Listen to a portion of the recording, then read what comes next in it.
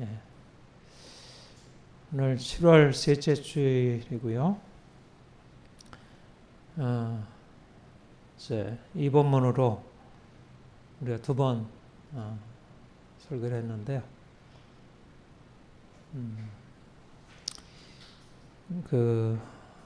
우리가 첫 주, 둘째 주에 한 내용이 특별히 28절, 29절을 중심으로 해서 표면적 유대인 그리고 이면적 유대인, 표면적 유대인과 이면적 유대인, 나타나 있는 유대인과 감추어진 유대인, 어떤 차이가 있을까? 우리 첫 번째 주의 설교 한번 돌아보겠습니다. 기억나세요? 첫 번째 주 설교의 핵심이 뭘까요?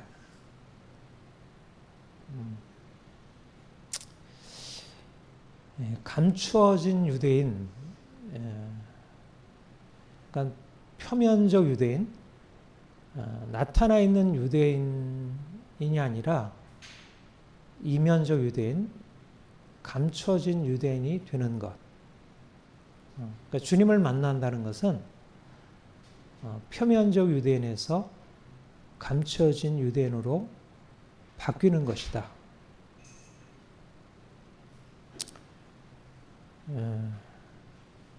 주님을 만나서 새로운 눈이 열리는 것입니다. 주님을 만나기 전에는, 주님을 알기 전에는 우리가 어디에다 관심을 두고 무엇을 추구하고 살았죠? 보이는 것, 육에 속한 것, 세상에 있는 것들이 우리의 관심사였어요. 그게 표면적 유대인이에요. 네, 주님이 우리에게 오셔서 보이지 않는 차원을 열어주시는 것입니다. 그러니까 감춰진 유대인이 된다는 것은 하나님을 만난다는 거예요. 보이는 세계, 썩어질 눈에 보이는 세계를 넘어서 계신 그 모든 세계의 근원 되신 하나님, 그분을 알고 그분을 만나고 그분 안에서 나와 세상을 다르게 보기 시작합니다.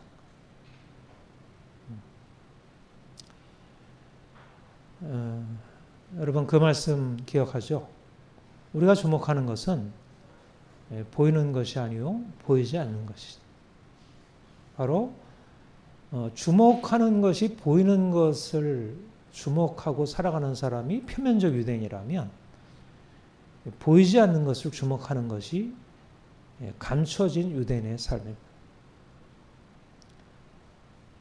내가 표면적 유대인인지 이면적 유대인인지의 차이는 내가 무엇에 주목하느냐, 나의 관심사가 어디에 있느냐, 나와 세상인가 아니면 하나님인가, 내가 뭘 보고 있나, 내가 뭘 생각하고 있나. 그러니까 주님을 만나면 이제까지 눈에 보던 것을 넘어선, 사람들이 보지 못하던 것을 보고 듣고 살아가는 것입니다. 물론 우리도 눈을 뜨고 눈에 보이는 세계를 보고 받아들이고 듣고 여기에 생각하고 여기에 반응하고 살아가죠. 그러나 우리는 그 차원을 넘어서 있는, 이제 C.S. 루이스가 그걸 평면의 차원과 입체의 차원으로 그렇게 얘기를 했는데, 2차원과 3차원. 그러니까 3차원이 우리에게 들어오는 것이고요. 또 3차원의 세계에 살고 있던 우리가 4차원의 세계가 열리는 것이죠. 그게 표면적 유대인에서 감춰진 유대인으로 바뀌어지는 것입니다. 그러니까 이거는 단지 유대인이냐 이방인이냐의 문제가 아니라, 이방인이든지 유대인이든지 주님을 만나기 전에는 다 표면적 유대인으로 살아가는 것이고요. 그리고 주님 만난 이후에는 감춰진 유대인으로, 말하자면 다른 차원을 보고 듣고 거기에 근거해서 살아가요. 그러니까 사실은 우리가 이렇게 주일날마다 교회 오는 이유가 뭘까요? 교회 와서 예배드리고 말씀 듣고 하는 이유가 뭐죠? 바로 우리에게 그 세계가 열려지는 것이죠. 더 확실하게. 우리가 일주일 동안 바깥에서 일하고 사람들과 만나고 살다가 자꾸 표면적인 눈에 보이는 것이 우리의 관심사가 되어서 무엇을 먹을까 마실까 염려하고 살고 하나님이 우리의 삶을 주관하시고 다스리신다는 사실을 자꾸 놓치는 거예요. 그러니까 표면적 유대인으로 다시 돌아가요. 근데 이제 교회 나와서 하나님 찬양하고 말씀 듣고 기도하면서 아 맞아 하나님이 계시지 하나님이 우리에게 이렇게 계획을 가지시고 이끌어 가시지 왜 내가 이 눈에 보이는 것에 우리의 마음을 빼앗기고 여기 때문에 염려하고 화를 내고 이것에 붙들려 살까? 표면에서 이면으로 보이는 것에서 보이지 않는 계시의 영역으로 예수 그리스도께서 십자가에 죽으시고 부활하시고 승천해서 오르신 그 하늘 그것이 우리의 주된 관심사가 돼요. 그러니까 내가 눈에 보이는 땅 보이는 것이 내 마음을 장악하면 자꾸 흔들려요.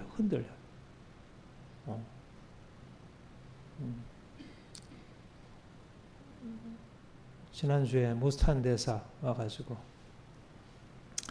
서울역에서 강연할 때인가요? 흔들리고 있다. 북한도 흔들리고 있고 중국도 흔들리고 있다. 세상은 다 흔들려요. 세상.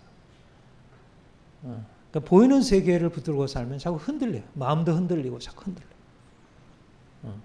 그러니까 계시가 안 열려 있고 이성으로 행하게 되면 자꾸 흔들려요. 그러니까 표면적 유대인으로 살면 자꾸 흔들려요.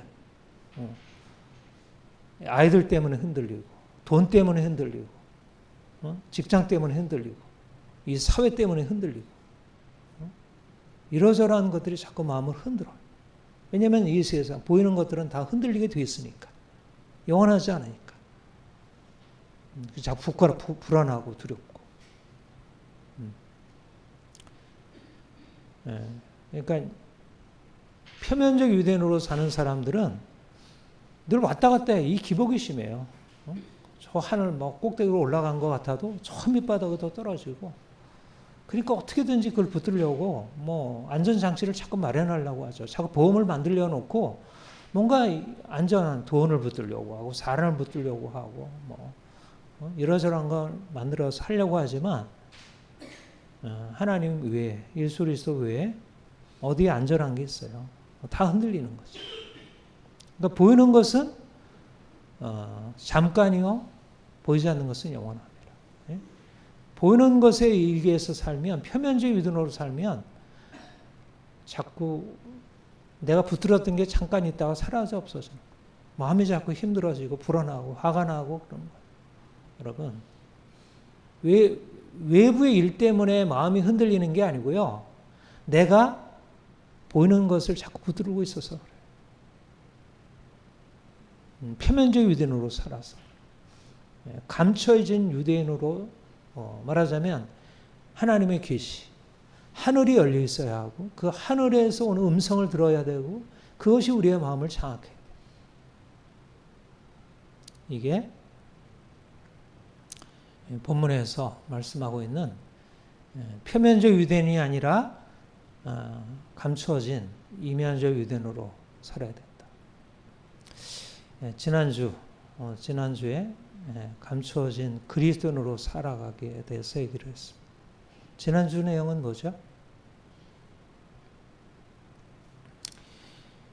그러니까 표면에서 우리가 너무 오랫동안 보이는 것을 가지고 살았어요. 눈에 보이는 것을 가지고 돈, 사람들, 뭐 나의 감정, 뭐 이런 것들이 나를 이끌어갔어요. 근데 이제 그걸 내려놓고 이면으로 들어, 감춰진 것으로 들어. 예수 그리스도 그분의 말씀을 듣고 그것을 따라서 행하게 되고 그러면서 우리 안에 새로운 일이 일어나기 시작하는 것입니다. 그러니까 감춰진 유대인이라는 것은 그냥 감춰져서 그냥 아무 일도 없는 게 아니고, 감춰져 있다는 것은 표면에서 일어나는 것보다 엄청난 일이 일어나고 있다는 거예요. 사람들은 이 드러난 것을 가지고 막 씨름하고 싸우고 화내고 막 그러잖아요. 그러니까 주로 이 표면으로 행하게 되면 흔들리고 싸우고 막 깨뜨리고 죽이고 뭐 이런 일들이 너무 많아요. 근데 감춰진 유대인, 거기에는 뭐가 있죠? 예수님의 생명이 들어와요. 생명. 그 감춰진 것의 핵심은 예수님의 생명이에요. 죽음을 이기시고 살아나신 그 생명. 그게 감춰진 그리스도인, 감춰진 유대인의 핵심이에요. 그러니까 표면으로 막 뭐 이거 샀어, 이거 얻었어, 이게 일어났어, 뭐 막 사람들이 뭐 으쌰으쌰하고 그러지만, 그러나 그래봐야 또 만들어 놓으면 또 깨뜨려지고 또 뭐 뭔가 세워지면 또 무너지고, 이게 다 표면에서 일어난 일인데, 그거 내려놓고 이제 예수 그리스도 그분 안에 들어가 사는 사람들은 놀라운 기적이 일어나는 것이 기적. 죽은 자가 살아나는 기적이 일어나는 기적. 그러니까 감춰진 유대인은 살아있는 자예요. 표면적 유대인들은 살아있는 것 같지만 죽어 있고 계속 죽음을 향해서 치닫고 있고 또 죽을지 몰라서 늘 두려워. 그런데 감춰진 유대인은 살아있는 것입니다. 살아나고 있는 거예요. 물론 그것이 죽음을 통해서 일어나죠. 죽고 다시 사는 그런 기적이 일어나죠. 하나님 안에 감춰져 있는 생명, 예수 생명. 그래서 감춰진 것 안에 놀라운 것이 나타나기 시작해요. 우리 지난주에 감춰져 있는 생명을 가지고 있는 사람들은 놀라운 생명이 나타나기 시작해요. 이게 예수 생명. 사람들이 표면으로 드러내는 외양이 아니고, 만드는 외양이 아니고, 실제적으로 안에서부터 일어나는 그야말로 생명의 생명. 생명의 열매가 나타나기 시작해요. 그러니까 표면적 유대인들도 뭔가를 나타내고 있고, 이면적 유대인들도 나타내고 있는데, 나타내는 내용이 달라요. 하나는 세상에서부터 비롯된 일어났다가 시들어 없어지는 것이고, 그리고 감춰진 유대인, 예수 생명을 가진 자들 안에는 겉으로는 별 볼 일 없는데, 겉으로는 뭐 드러난 뭐가 없는데, 실제적으로 놀라운 예수님의 아름다운 성품, 겸손과 온유와 오래 참음과 긍휼과 자비, 이런 아름다운 생명이 나타나기 시작해요. 그러니까 감춰진 유대인 안에는 안으로부터 오는 생명의 역사가 있으니까 본인 자신도 기쁘고 또 주변 사람을 살리고 기쁘게 해요. 예. 이번에 모스탄 대사 와가지고 물론 많은 사람들이 다 그를 보고 환영한 건 아니지만 진짜 놀라운, 야, 그리스도인들이 이럴 수 있구나, 놀라운 것을 보여준 것 같아요. 트럼프보다 나은 것 같아요. 트럼프보다. 그분은 트럼프를 존경한다고 하지만 트럼프는 이런 모스탄과 같은 깊은 신앙을 가지고 있는 것 같지는 않고,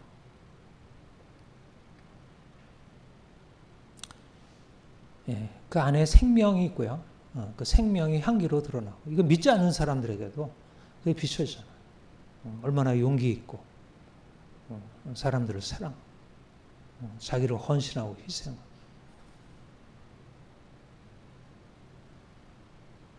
사실은 여러분도 가능해요.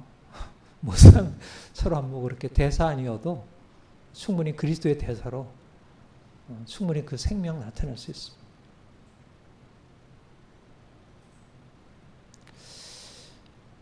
예, 오늘 영과 율법 조문, 사실은 이 내용이 여기에 있는 뭐 표면적 유대인, 이면적 유대인 이것도 쉽지 않은 것이고요. 그다음에 우리 이 본문에서 어려운 게 29절에 나와 있는 오직 이면적 유대인이 유대인이며 할례는 마음에 할지니 영에 있고 율법 주문에 있지 않은 것이라. 또 27절에도 본래 무할례자가 율법을 온전히 지키면 율법 조문과 할례를 가지고 율법을 범하는 너를 정죄하지 아니하겠느냐.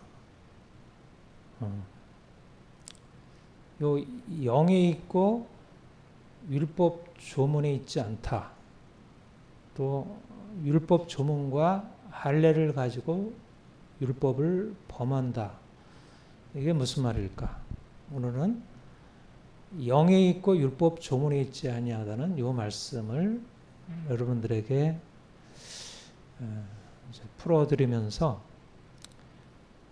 이 이면적 유대인과 표면적 유대인의 차이에 대한 것을 좀 더 자세하게 설명을 하겠습니다. 영과 율법 조문의 대조입니다. 율법 조문. 근데 여기 영과 율법 조문의 대조는 무엇을 말할까? 요 영과 율법 조문이라는 말을 대조로 나온 구절이 사도 바울이 요 대조를 썼는데요. 두 군데가 나와요. 하나는 고린도서 3장 3절에서 11절이고 하나는 로마서 7장 6절이에요. 우리 고린도 후서 3장부터 한번 봅시다. 그러니까 우리가 신약을 이해하고 복음을 이해하려면 이제 그 개념을 이해할 필요가 있어요. 개념을 이해하고 그 내용적으로 정확하게 알아야 돼요. 말하자면 우리의 현실에 대해서도 정확한 이해가 필요하듯이 사도 바울이 어떤 개념을 쓸 때 그냥 쓴 게 아니에요. 그거는 아주 선택한 정교한 개념이에요. 그래서 그거를 잘 이해할 필요가 있습니다. 고린도후서 3장 3절 여기 이제 너희는 우리로 말미암아 나타난 그리스도의 편지니 그 다음에 잘 보세요. 이는 먹으로 쓴 것이 아니요 오직 살아계신 하나님의 영으로 쓴 것이며 먹으로 썼다. 하나님의 영으로 썼다. 그렇게 대비를 하죠. 또 돌판에 쓴 것이 아니요 육의 마음판에 쓴 것이라.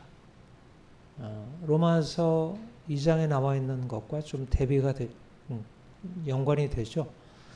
돌배에 쓴 것이 돌판에 쓴 것이 아니라 마음판에 쓴 것이다. 그리고 6절 그가 또한 우리를 새 언약의 일꾼들에게 만족하셨으니 율법 조문으로 하지 아니하고 율법 조문이라는 말이 나오죠. 오직 영으로 함이니 율법 조문은 죽이는 것이요 영은 살리는 것이라. 돌에 써서 새기는 죽게 하는 율법 조문의 직분도 영광이 있어 이스라엘 자손들은 모세 얼굴에 없어질 영광 때문에 그 얼굴을 주목하지 못하였거든. 하물며 영의 직분은 더욱 영광이 있지 아니하겠느냐. 예. 여기 율법 조문의 직분과 영의 직분을 대비하죠. 그리고 그 다음 9절 정죄의 부분도 영광이 있은즉 의의 직분은 영광이 더욱 넘치리라. 영광되었던 것이 더 큰 영광으로 말미암아 이에 영광될 것이 없으나 없어질 것도 영광으로 말미암았은즉 길이 있을 것은 더욱 영광 가운데니라. 여기 있는 걸 뭐 자세히 풀어 설명하지 않아도 여기에 명백한 것은 뭐냐면 율법 조문과 영을 대조할 때 새 언약과 옛 언약을 대조하는 것입니다. 그러니까 율법 조문이라는 것은 모세 율법을 말하는 것이고 영은 복음을 말하는 것입니다. 율법 조문이 아니라 영에 있다는 말은 율법이 아니라 모세 율법이 아니라 그리스도의 복음에 있다. 양자가 다르다는 거예요. 근데 여기 뭐라고 하죠? 율법 조문은 죽이는 것이요 영은 살리는 것이다. 옛 언약은 죽이는 것이고 새 언약은 살리는 것이다. 옛 언약은 정죄의 직분이고 새 언약은 의롭다 하시는 직분이다. 이렇게 대조를 해요. 말하자면 영이 있고 율법 조문에 있지 아니하다는 말은 과거 모세 율법으로 말미암아서는 진정한 생명으로 들어가고 의롭다함, 거룩함에 이르게 하지 못한다는 거예요. 모세 율법도 하나님이 주신 것이고 그 안에도 영광이 있지만 모세 율법을 가지고서는 하나님께서 우리에게 허락하실 그 생명 안으로, 영광 안으로, 의와 거룩함 안으로 들어가지 못한다. 그러니까 유대인들이 모세 율법을 지켜 행하려고 노력하고 씨름하고 했지만 그들이 할례를 가지고 있었고 모세 율법을 가지고 있었지만 할례와 모세 율법이 그들로 하여금 생명에 들어가지 못하게 했다는 거죠. 오히려 그로 인해서 정죄하려 놓이게 되고 죽게 되었다는 거예요.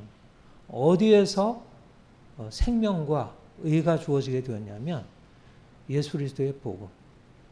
그리스도께서 우리를 위하여 죽으시고 다시 살아나셨고 그가 성령으로 말미암아 그 십자가와 부활의 복음을 우리에게 전해주시고 성령께서 그것을 깨닫게 하실 때 그 성령으로 말미암아 그 복음이 사람들을 변화시키고 살리게 되었다. 이게 바로 고린도후서 3장 3절에서 11절에서 나오는 영과 율법 조문에 관한 대조입니다. 그 다음에 로마서 7장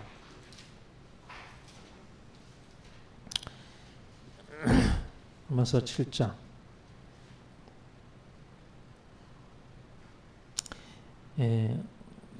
5절 6절 한번 같이 읽겠습니다. 시작. 우리가 육신에 있을 때에는 율법으로 말미암는 죄의 정욕이 우리 지체 중에 역사하여 우리로 사망을 위하여 열매를 맺게 하였다니 이제는 우리가 얽매였던 것에 대하여 죽었으므로 율법에서 벗어났으니 이러므로 우리가 영의 새로운 것으로 섬길 것이요 율법 조문에 묵은 것으로 아니할지니라. 여기에 뭐라고 하죠? 영의 새로운 것으로 섬길 것이요 율법 조문에 묵은 것으로 할 것이라. 율법 조문은 묵은 것, 옛 것이고 옛 언약이고 영의 새로운 것, 새 언약, 영에 속한 새 언약, 육에 속한 옛 언약과 영에 속한 새 언약. 그런데 율법이 어떻다는 거예요? 율법이 사람들을 살렸다는 겁니까? 사람들은 어떻게 했죠? 우리가 육신에 있을 때 율법으로 말미암는 죄의 종욕이 내가 율법에서 살인하지 말라, 간음하지 말라, 도둑질하지 말라, 거짓말하지 말라, 탐내지 말라는 말씀을 들어요. 그러면 그 말씀이 우리에게 들어와서 아 맞아 이러면 안 되지 라는 자극은 좋아요. 그래서 내가 그렇게 하려고 해요. 근데 그게 안 되고 오히려 그 말씀이 오히려 죄의 정욕을 불러일으켜서 내가 탐내지 말라고 하는 그 말씀을 듣고 오히려 내 안에 탐심을 불러일으켜야 한다.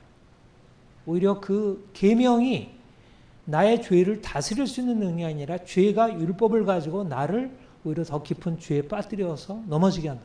그래서 율법이 와서 나를 살리고 나를 죄에서 벗어나게 해서 나를 생명에 이르게 했다면 굳이 예수 그리스도께서 오셔서 우리를 위하여 죽으시고 다시 살리시는 일을 하실 필요가 없을 텐데 율법이 와서 우리를 죽게 만들었다는 거예요. 사망을 위하여 열매를 맺게 만들었다.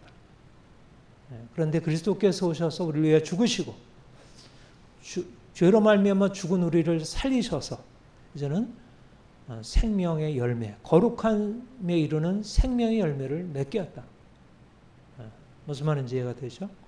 이게 바로 율법 조문과 영의 대조입니다.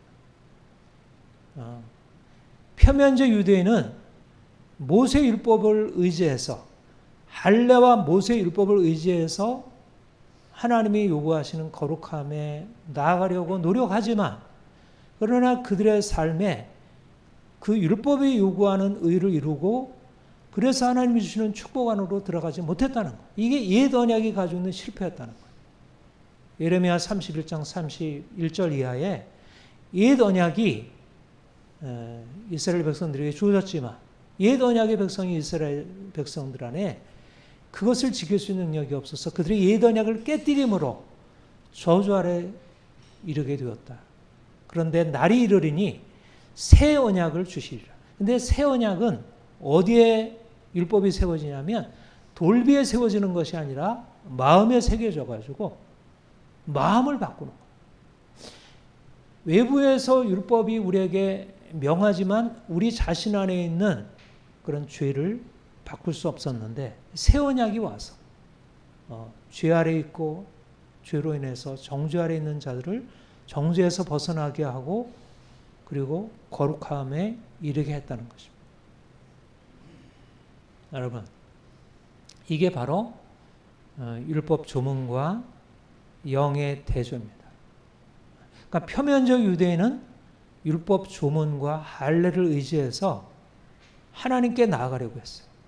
근데 그들이 나아가려면 하면 할수록 자꾸 미끄러져 내려오는 거예요. 그런데 하나님께서 예수 그리스도를 보내시고 죄로 말미암아 저주 안에 있는 자들을 위하여 구속을 이루시고 그리고 그를 믿는 자들에게 값없이 주어지는 의롭다 하시는 은총을 얻고 의롭다함을 얻은 자들이 죄에서 해방되어 거룩함에 이르는 열매를 맺는 그래서 이방인들인데 그들은 전혀 할례라고 하는 외적 표징도 없고 그리고 율법이라고 하는 그런 율법 조문도 없는데 그런데 그들 안에 놀라운 변화가 일어나게 되었다. 이게 율법 조문에 영이 있고 율법 조문에 있지 아니하다는 그런 말씀입니다. 여러분,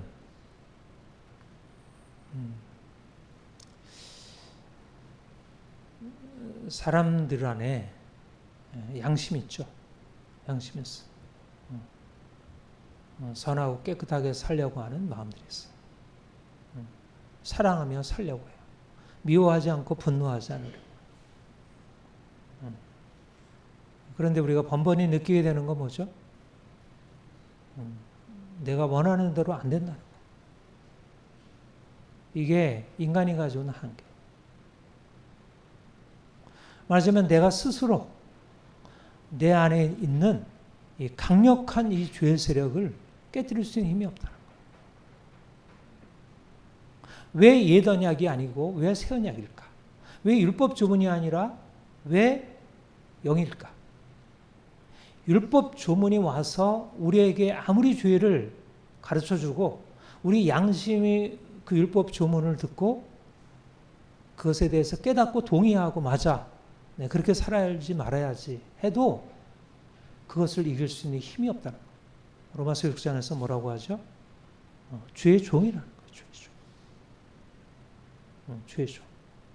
죄의 종된 인간에게 율법 조문이 죄의 종에서 벗어날 수 있는 힘을 주지 못한다는 거예요. 아무리 양심적이고 아무리 도덕적이고 아무리 윤리적인 사람이라 할지라도 자신을 바꿀 수 있는 능력이 없다. 말하자면 율법 조문이 아니라 영에 있다는 말은 하나님이 예수 그리스도 안에서 우리에게 행하신 일이 아니라면 누구도 율법 조문이 명하는 그 양심적으로 바른 일들을 행할 수 있는 능력이 없다. 말하자면 하나님이 예수 그리스도 안에서 우리에게 놀라운 일을 행하시고 그것을 받아들일 때 하나님이 놀라운 역사를 이루신다는 것입니다. 이게 바로 옛 언약이 아니라 새 언약이 주어진 예수 그리스도께서 오셔서 새로운 일을 이루신 것입니다. 예수 그리스도 안으로 들어오지 못한 사람들은 그들이 죄 가운데 살아가는 사람들이나 아니면 죄에서 벗어나서 어떻게든지 좀 더 양심적이고 선하게 살아가는 사람들이나 근본적인 변화를 이룰 수가 없어요. 그래서 사실은 우리가 현실적으로 너무 답답하고 안타깝고 우리의 마음에 이게 무거움이 있을 수밖에 없어요. 그러니까 진정한 희망이 열리지가 않아요. 우리 자신을 보나 이 사회를 보나 과연 우리 사회가 우리나라가 이 세상이 제대로 되어질 수 있을까? 희망이 없는 거예요. 그래서 예수 그리스도께서 우리를 위해서 오셔서 그가 죽으시고 살아나시고 그가 새 언약을 우리에게 허락하셨고 그 새 언약 안에 생명의 능력이 있다는 사실, 거기 안에 의의 능력이 있다는 사실, 거기에 변화의 능력이 있다는 사실을 알고 깨닫고 그것을 붙드는 사람이 비로소 희망이 생기는 거지, 그게 아니라면 현실 속에서 어디서 희망을 찾겠어요? 어디서? 율법 조문에 있지 않다니까. 아무리 양심적이고 도덕적이어도 도덕적인 사람들이 세상을 바꾸지 못하니까. 그러니까 법을 전공한 사람들, 정치인들 얼마나 도덕적으로 씨름을 해요. 그들 씨름 안 하지 않습니다. 노력합니다. 국회의원들 노력하고요. 장관들 노력하고 공무원들 열심히 노력해요. 그들 양심적으로 하려고 노력해요. 그러나 바뀌어지지 않는다는 거예요. 바뀌어져. 율법 조문에 있지 않고 율법 영에 있다고 하는 말은 뭐냐면 육신으로는 안 된다는 것입니다. 하나님의 은혜가 아니면 안 된다는 거예요. 성령께서 오셔서 예수 그리스도께서 우리를 위해서 행하신 일들을 우리에게 가져다 주셔서 그 생명이 우리 안에 역사되지 않으면, 하늘의 일이 우리 안에 일어나지 않으면 우리에게는 결코 변화가 있을 수 없다는 거예요. 그런데 얼마나 놀라운 일이 일어났어요. 바로 우리가 이 복음을 들은 거예요. 이 새 언약의 복음을 들은 거예요. 우리 영에 이 놀라운 일들이 계시가 된 거예요. 육체의 할례를 가지고 율법 조문을 가지고 있는 유대인들이 지금도 대단하잖아요. 유대인들 얼마나 대단해요. 뭐 저커버그, 뭐 구글, 얼마나 유대인들 대단해요. 마르크스, 프로이트, 아인슈타인 얼마나 대단해요. 유대인들 대단하잖아요. 이 표면적 유대인이 대단합니다. 지금도 유대인들이 얼마나 대단해요. 지금도 이스라엘은 얼마나 강력해요.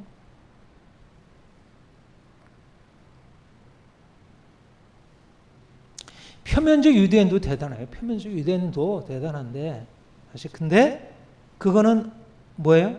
죄를 이길 수 있는 능력이 없다는 거예요. 오히려 죄의 도구가 되고 그게 죄에 묶여 있다는 거예요.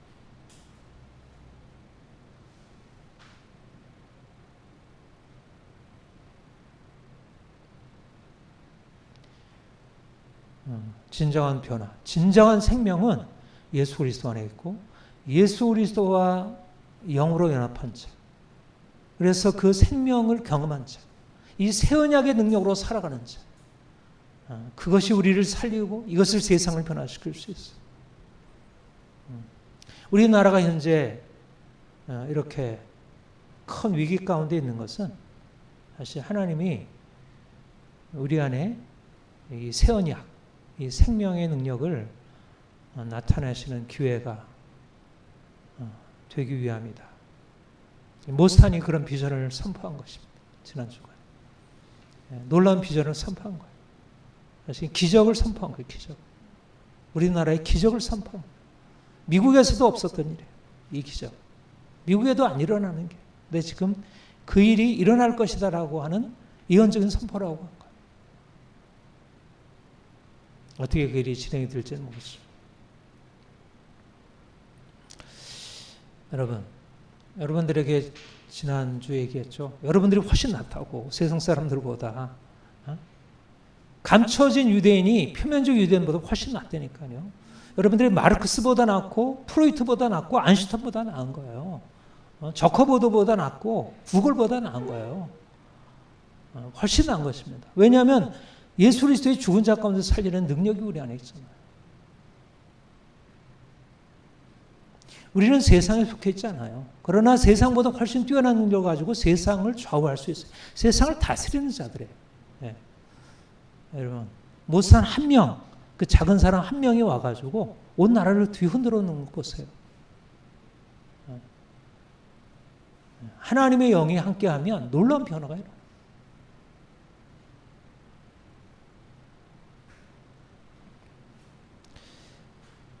저는 교회가 희망입니다. 교회가 일어나요. 교회가 깨어나요. 교회가 뭐 핍박을 받고 하는 거 사실 그렇게 큰 문제가 되잖아요. 핍박을 받는 게 문제가 아니고요. 지금 우리가 뭐 종교의 자유가 핍박을 받는 것이 문제가 아니라 교회가 깨어나느냐 아니냐가 문제예요. 단지 뭐 윤석열 대통령의 계몽령으로 깨어나는 그 정도가 아니고요. 뭐 부정선거, 뭐 반국가 세력 그 정도를 인식하고 깨어나는 게 아니라 이 영적인 비전으로 깨어나야 돼요. 영적인 비전. 예수 그리스도 안에서 하나님이 행하신 놀라운 기적을 믿고 의지하고 일어나는 사람들이 일어나요. 그래야 모스탄같이 싸울 수가 있어요. 뭐 만약 모스탄 같은 사람이 우리나라에 수십 명, 수백 명 일어나면 어떻게 되겠어요? 완전히 뒤집어지지 않겠어요? 전국적으로.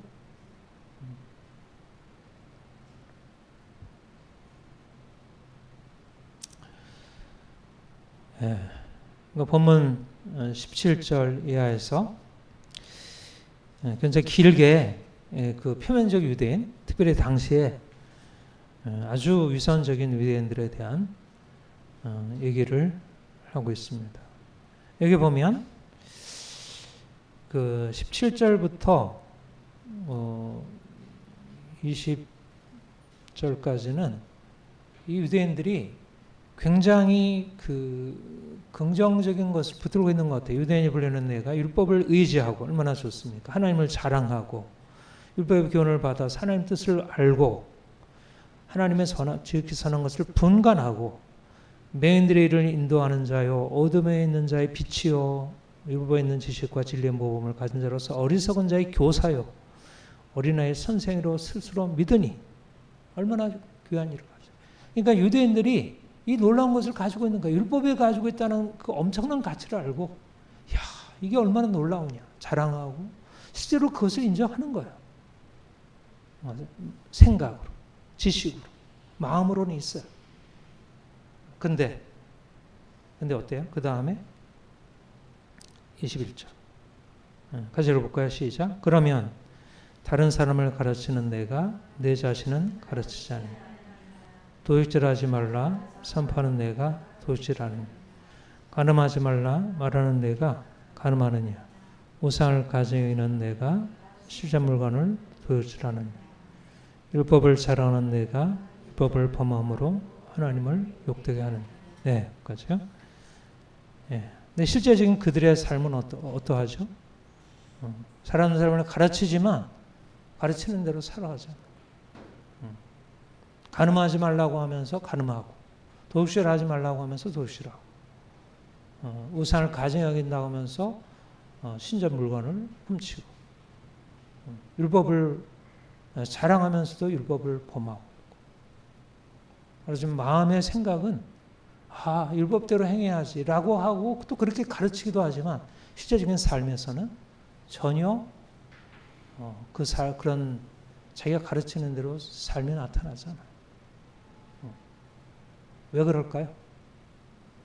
왜 그렇게 이중적일까요? 이 사람들이 못돼서 그럴까요? 처음부터 그렇게 되었을까요? 점점 나중에는 악하게 되었을 것입니다. 그러나 처음부터 그러지는 않았을 거예요. 아무리 해도 안 되는 거예요.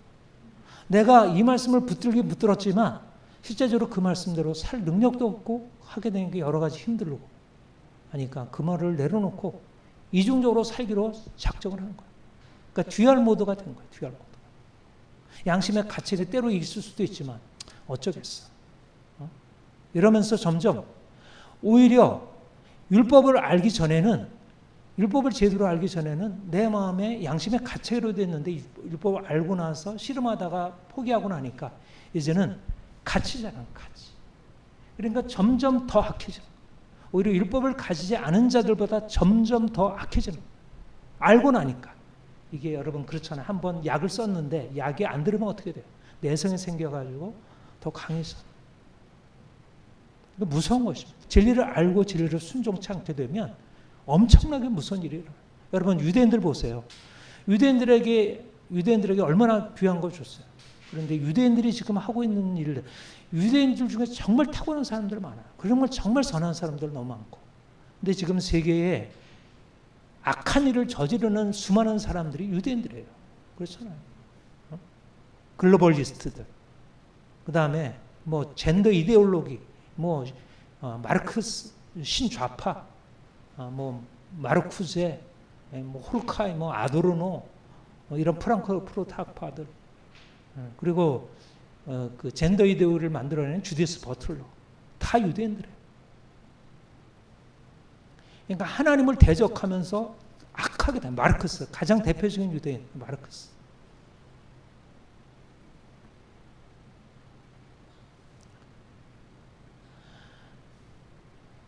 사람들 안에 있는 양심이요, 하나님의 영으로 바뀌어지지 않으면 그 양심이 오히려 악의 도구가 돼요.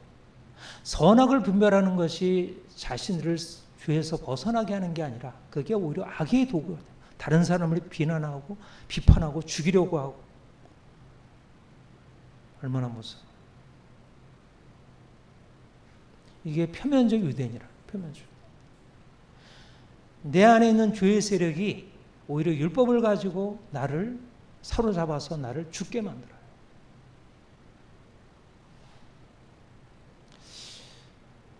이거는 유대인들에 대한 얘기만 할까요? 믿는 사람도 동일해요. 예수를 믿고 오랫동안 신앙생활을 했어요. 세례받고 집사, 장로 되고, 또 뭐 소명 받아서 신학교 가서 전도사 되고, 목사 되고, 교수도 되고.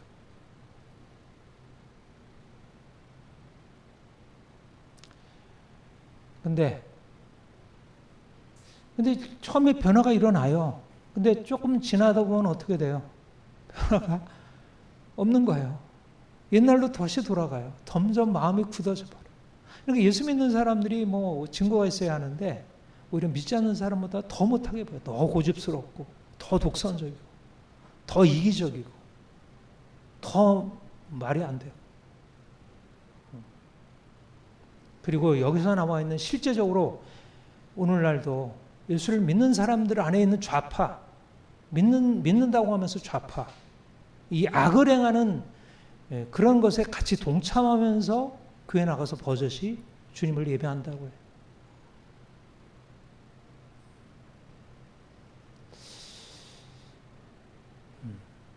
남 얘기가 아니라 우리 모두 안에 있는 가능성입니다.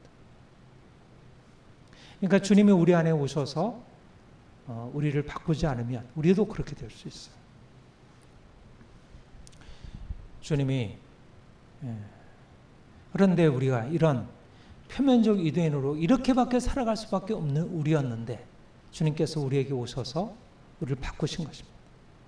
우리 안에 있는 어둠을 드러내시고 여기서 벗어날 수 있도록, 그렇게 내가 자신을 바꾸려고 노력하고 애써서가 아니라 주님의 내 안에 오셔서 나를 바꾸시고 치료하시고, 그래서 이제 우리가 비록 우리 스스로는 무엇을 할 수 없는 자들이지만 실질적으로 우리 삶이 일어나는 것들을 보게 되죠.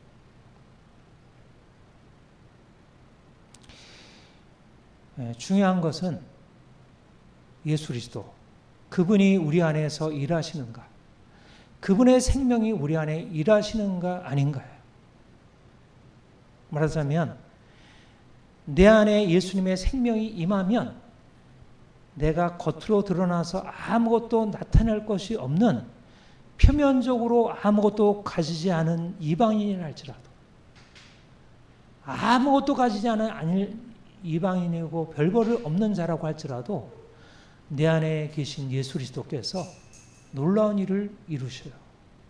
그러면 겉으로 대단한 것을 가지고 있으면서 무엇인가 자랑하지만 실제적으로는 삶에 있어서 아무런 능력을 나타내지 않는 사람들을 보고 판단하고 그것을 대항하고 싸울 수가 있는 거예요.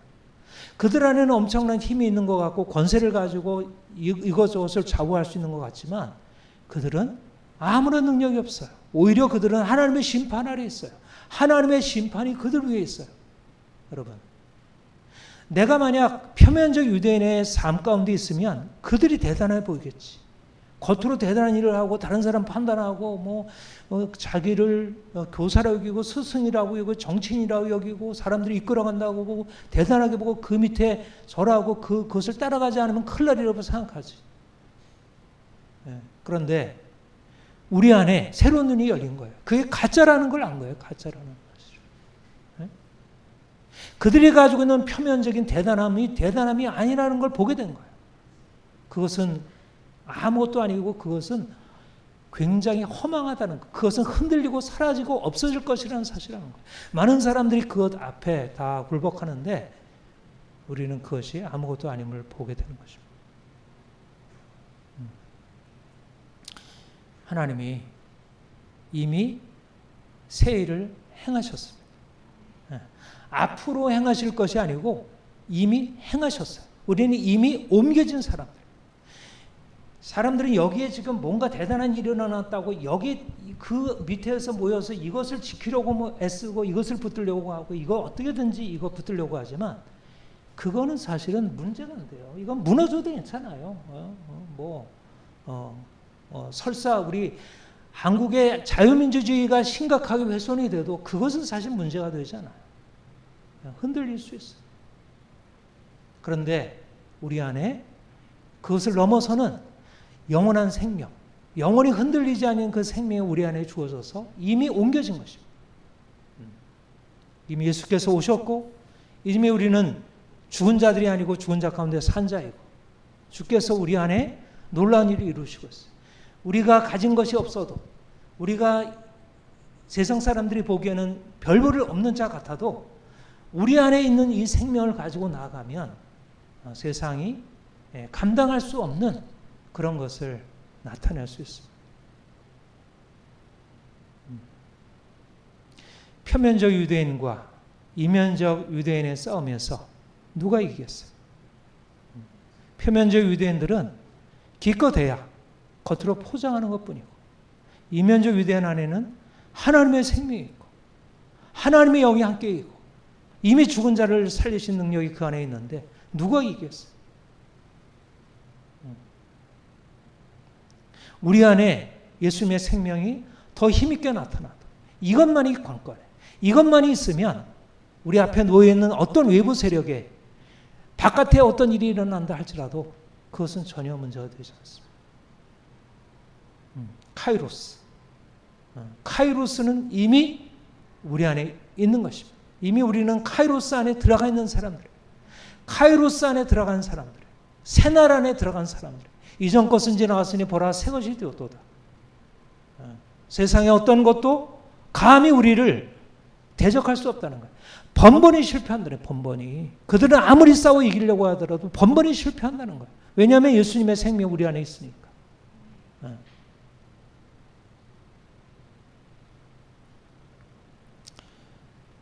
주님이 우리를 더 온전케 하시리라 믿습니다. 그리고 우리가 나아가서 이제 사람들에게 여러분 당신들이 가야 할 길은 이 길입니다. 이 길이 길입니다. 이거 외에는 없습니다. 특별히 오늘날 이 시대가 뭐가 문제가 되죠? 도덕의 폐기예요. 도덕의 폐기. 사실 지금 왜 이렇게 심각한 문제일까요? 지금 전 세계에 일어나는 가장 핵심 문제는 뭐죠? 도덕의 폐기예요. 도덕의 폐기. 왜 사람들이 도덕을 폐기할까요? 할 수 없으니까. 그러니까 위장하는 거예요. 여러분, 좌파들이 하는 일이 뭐예요? 도덕을 위장하는 거예요. 그들은 거짓말하죠. 도둑질하죠. 부정선거 도둑질하죠. 간음하죠. 살인하죠. 우상 만들죠. 요즘 철저히 좌파들이 하는 일은 다 하나님의 계명을 폐하는 일을 하고 있어요. 이 본문에 나와 있는 일을 그대로 하고 있어요. 좌파들이. 그대로 하고 있어요. 그런데 그걸 어떻게 이기겠어요? 예수 생명이 내 안에 있어서 말하자면 내가 율법 조문에 따라 행하는 게 아니라 영으로 말미암아 거룩한 삶을 살아갈 수 있는 능력이 없으면 그 악의 세력을 대항할 수가 없는 거예요. 살인과 간음과 폭력과 이 거역과 이 엄청난 악의 세력을 대항할 수가 없는 거예요. 말하자면 이 죄악의 세력들이 지금 세상을 강력하게 지배하고 있잖아요. 중국이 그러하고 지금 글로벌리스트들이 그러하고 이 세상을 강력하게 지배하고 있어요. 근데 이걸 어떻게 이겼어요? 감춰진 유대인들이, 표면적 유대인들이 아니라 감춰진 유대인들이 세상을 새롭게 변화시킬 수 있는 것이죠. 그들은 소수일지라도.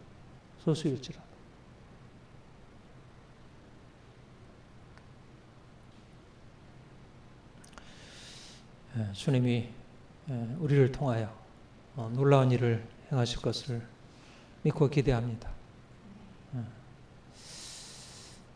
모스한 대사가 와서 새로운 희망의 조짐을 우리에게 보여줬습니다.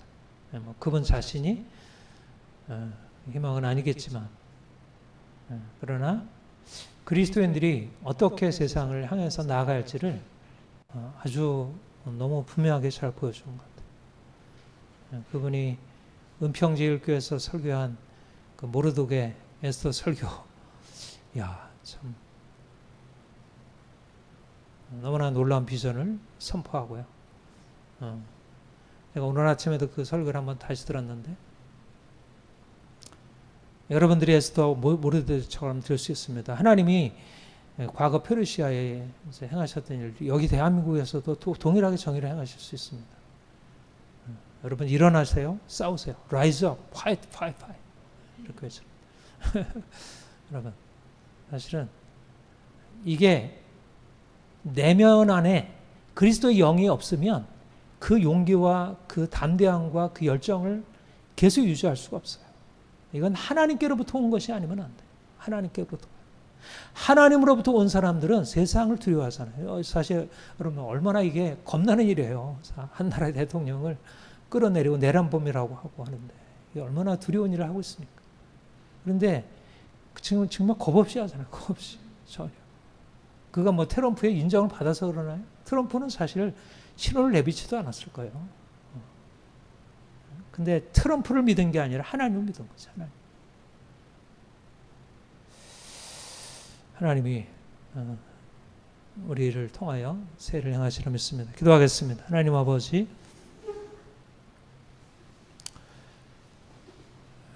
표면적 유대인이 대단해 보이고 지금도 표면적 유대인들이 세상을 좌우하는 것처럼 보입니다. 이면적 유대인들은 여전히 그들의 존재에 감춰져 있고 그 능력과 영광이 나타나지 않습니다. 그러나 하나님이 역사하신 것은 표면적 유대인들이 아니라 이면적 유대인임을 압니다. 우리가 표면적 유대인을 바라보고 거기에 좌우되던 인생에서 이제 우리 자신이 이면적 유대인으로, 그리고 이면적 유대인들의 행함을 바라보고 거기에 함께 동참하며 나아가게 하옵소서.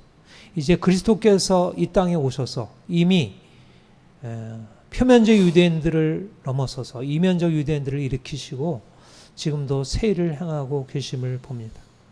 우리도 더욱더 온전한 우리 안에 계신 예수 그리스도를 우리의 삶에서 나타내도 이면적 유대인으로 이 땅을 바꿀 수 있도록 주께서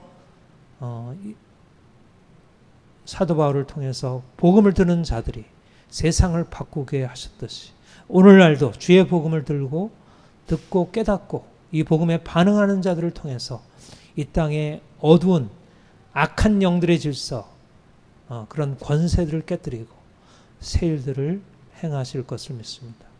우리가 표면적 유대인들을 두려워하지 않게 하시고 그들의 거짓과 불의와 악함에 대하여 용기 있게 드러내고 대항하고 싸우게 하옵소서. 하나님의 뜻이 이 땅 가운데 이루어질 것을 믿습니다. 이 나라를 주께서 살리시고 이 나라에 표면적 유대인들을 깨뜨리는 이면적 유대인들을 일으켜 세워 주옵소서. 행하심을 믿습니다. 감사합니다. 예수님의 이름으로 기도합니다. 아멘.